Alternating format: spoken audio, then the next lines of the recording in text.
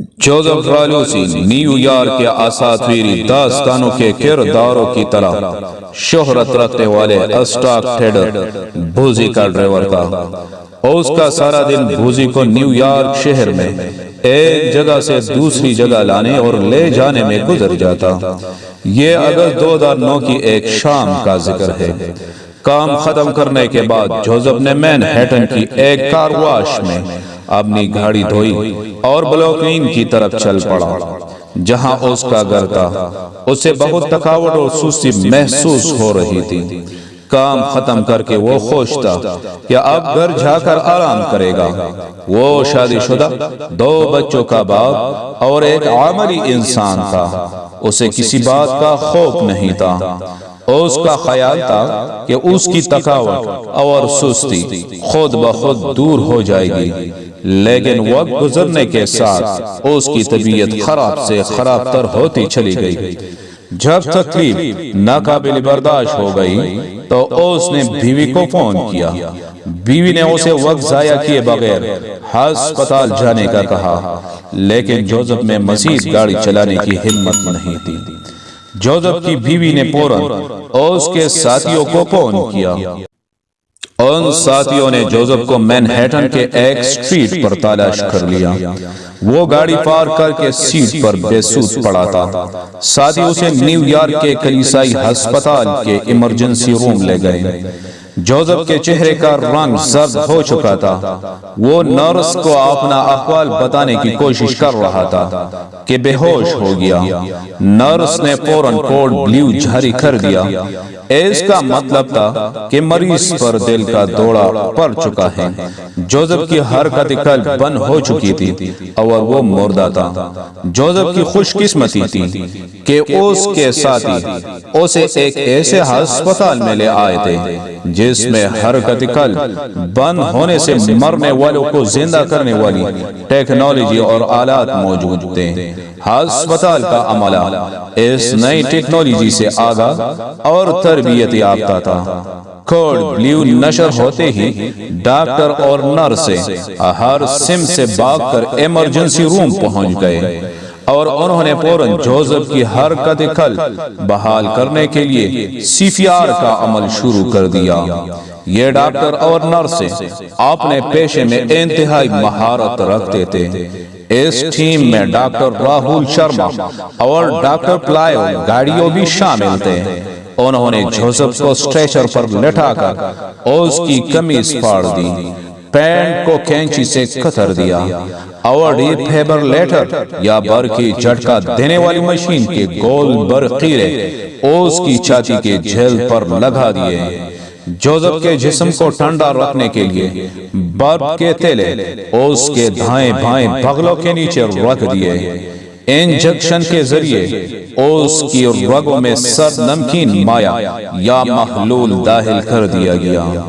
یہ سارا کام ڈاکٹروں نے 1 منٹ میں کر دیا۔ اب ڈاکٹر تواتر کے ساتھ کبھی CPR، کبھی ایڈرینالین کے انجیکشن اور کبھی برقی جھٹکوں کے ذریعے جوزف کے دل کی دھڑکن بحال کرنے کی کوششوں میں لگ گئے، لیکن دل کی دھڑکن بند ہونے اور جسم اور دماغ کے خلیات کو آکسیجن اور غذا نہ ملنے سے جوزف عملاً مردہ تھا۔ منٹ پر منٹ گزرتے گئے۔ ڈاکٹروں نے جوزف کی چھاتی کو دبانے اور برقی جھٹکے دینے کا سلسلہ جاری رکھا۔ جب 10 منٹ گزر گئے اور جوزف کے دل کی دھڑکن بحال نہ ہوئی تو ڈاکٹروں اور نرسوں کے چہرے پر مایوسی چھلکنے لگی۔ میڈیکل سائنس میں اگر 10 منٹ میں مریض کے دل کی دھڑکن یا ہوش و حواس بحال نہ ہو تو مزید کوشش لا حاصل سمجھی جاتی ہے۔